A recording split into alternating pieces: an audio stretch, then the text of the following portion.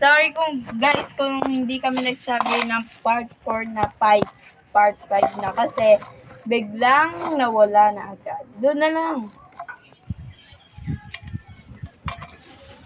Yun guys, magsusuklay lang ako habang siya naglalagay ng nose line.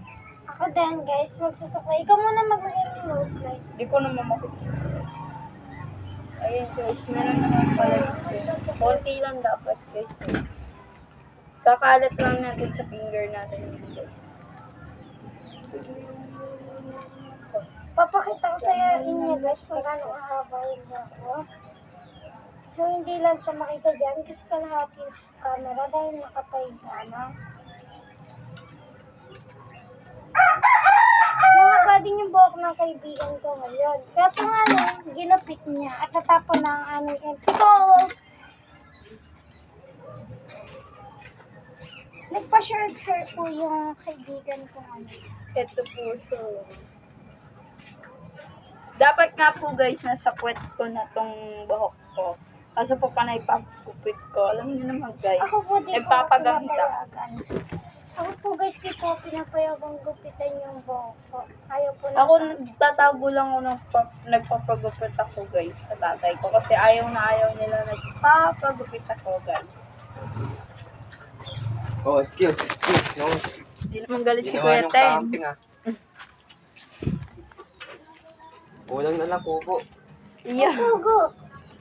Kubo. Ayan yung final look namin guys. Ayan naman yung So, ako. natapos po yung chin ko. Ito naman po yung final look niya.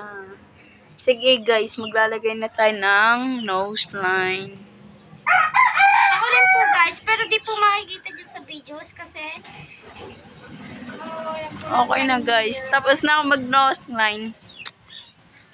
Abangan nyo na lang po kami sa part 6. Papakita po namin sa inyo yung labas ng bahay namin.